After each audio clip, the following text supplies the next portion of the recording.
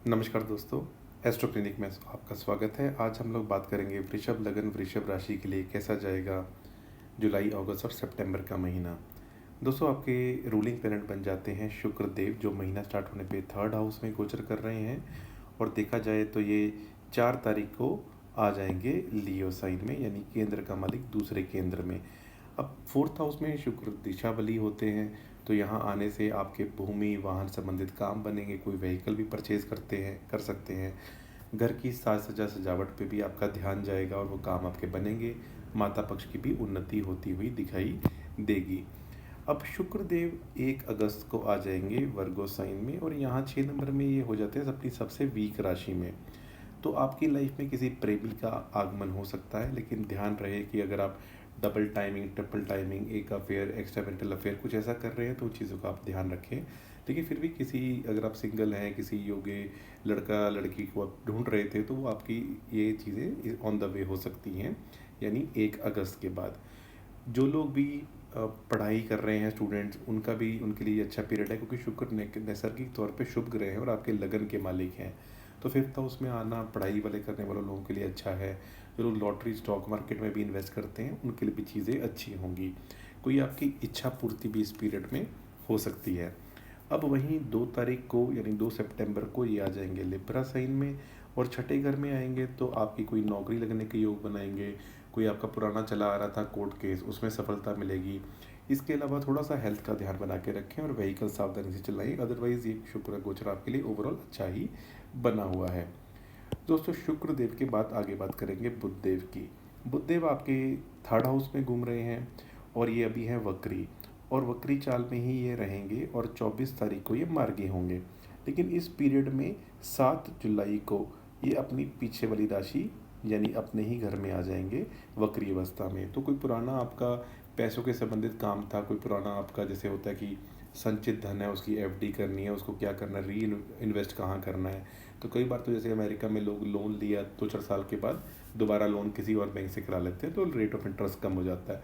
तो कुछ भी आप ऐसी चीज़ें करते हुए दिखाई देंगे कि यानी अपने धन को रीवैल्यूएट करेंगे। फैमिली के साथ भी हो सकता है कुछ चीज़ें आपने पहले ओवरलुक कर दी थी, जैसे फैमिली में किसी ने कहा कि मेरा ये काम पेंडिंग है, आपने कहा हाँ कोई बात नहीं देख लेंगे। तो हो सकता है कोई पुरानी चीज़ों का आप इवेल्युएट करते हुए पाए जाएँ। अब इसके बाद 5 अगस्त को ये दोबारा से आएंगे कैंसर साइन में, और बुध का थर्ड हाउस में आना अच्छा है। इनको गुरुदेव का साथ मिल रहा है, वो भी उच्च के गुरु का।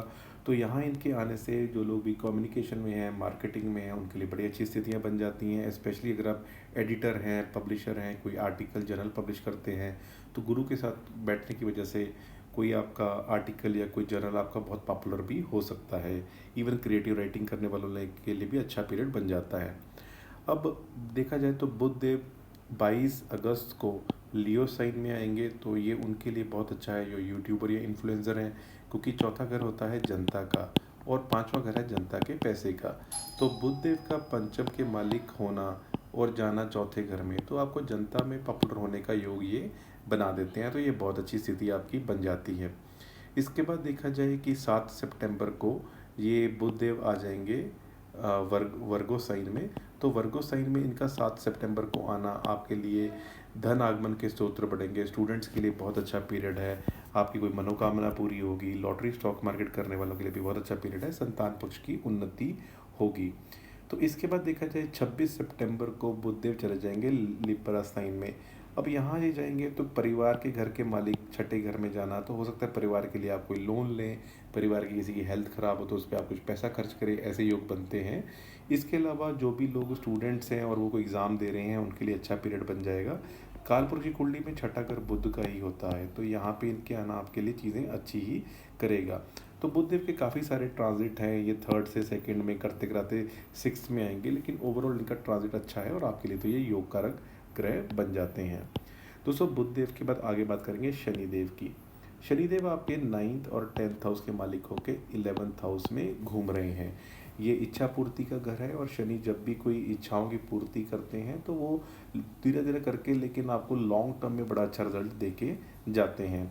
अब क्योंकि ये धर्म और कर्म के मालिक होकर फल के घर में बैठे हैं, तो आपके धर्म कर्म आपके काम से आपको कोई अच्छा फल ज़रूर प्राप्त होगा। अब शनिदेव की एक दृष्टि तो लगन पे ही है, तो ये आपको थोड़ा सा डिसिप्लिन करेंगे, थोड़ा सा लेज़ी भी बनाएंगे, लेकिन आपके अंदर ऐसी फीलिंग आएगी कि मैं अपनी जिम्मेदारियों को निभाऊं। शनिदेव की 5th हाउस पे दृष्टि है, तो यदा कदा थोड़ा सा प्रेमी के साथ ऐसा आपको लगेगा कि जैसे बोरिंगनेस है, ऐसी फीलिंग आ सकती है। और वहीं जो लोग भी संतान प्राप्ति की कोशिश कर रहे हैं, तो शनि थोड़ा डिले करते हैं जब भी 5th हाउस को देखते हैं। और वैसे ये अब 8वें घर को भी देख रहे हैं, तो यहाँ पे इनकी दृष्टि तो फिर भी ठीक ही मानी जाएगी, कुछ इतनी बुरी नहीं मानी जाएगी। लेकिन फिर भी शनिदेव का गोचर आपके लिए अच्छा बना हुआ है। अब इसमें क्या है, 27 जुलाई को शनि हो जाएंगे वक्री, यानी जो भी ये रिजल्ट दे रहे थे उसमें थोड़ा सा चीज़ें स्लो डाउन हो जाएंगी। अब ये पिछले घर का रिजल्ट देना शुरू कर देंगे। तो नौकरी में अगर कोई चीज़ें पहले रह गई थी, आपका ट्रांसफ़र हो गया था लेकिन पीछे कोई फ़ाइल आपने कंप्लीट नहीं की थी, या हो सकता है दोबारा आपको वहाँ भेजा जाए, तो आप नौकरी में कोई चीज़ें पुरानी करते हुए दिखाई देंगे, या पुरानी कुछ फाइलें क्लियर करते हुए दिखाई देंगे, या नौकरी संबंधित कुछ चीज़ें आप पुरानी देखेंगे, ऐसा हो सकता है। दोस्तों, शनिदेव के बाद अब हम आगे बढ़ेंगे और बात करेंगे आपके नेक्स्ट इंपॉर्टेंट प्लेनेट की, जो बन जाते हैं मंगल देव। देखिए, मंगल देव जो हैं आपके 12वें घर के मालिक हैं और 7वें घर के मालिक हैं और पहले घर में बैठे हैं, तो इसलिए मांगलिक योग बना रहे हैं। मैंने पिछले 3 महीने के वीडियो में भी कहा था कि थोड़ा बहुत आप एक्सरसाइज करें, ताकि मंगल की एक्स्ट्रा एनर्जी आपके अंदर से जाए और आपको अननेसेसरी ज़्यादा क्रोध या ऐसी चीज़ें ना हो।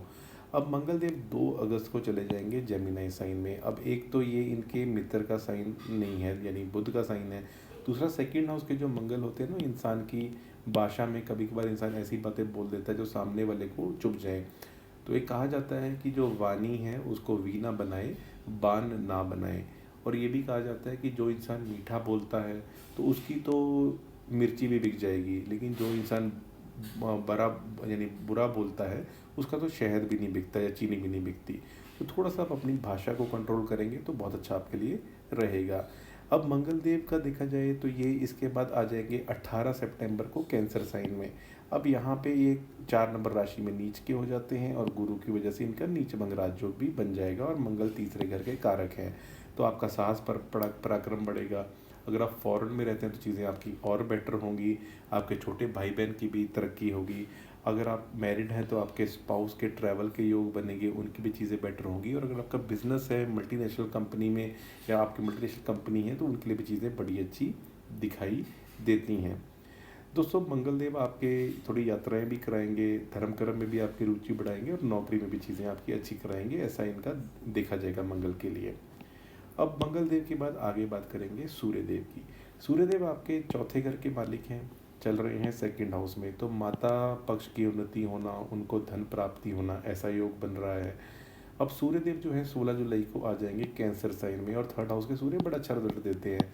तो सरकार से आपको लाभ मिलना, कोई सरकारी अवार्ड रिवॉर्ड मिलना, सरकारी आपकी कोई पहचान बढ़ जाना, ये सारी स्थितियाँ आपकी अच्छी होती हुई दिखाई देंगी। कोई आपको सरकार में, जैसे कई लोग कुछ पॉलिटिक्स में जाना चाहते हैं, तो आपको कोई बड़े अच्छे मेंटोर मिल सकते हैं जो आपको गाइड करें कि कहाँ जाएँ, किससे मिलें, ऐसी स्थिति बन सकती है।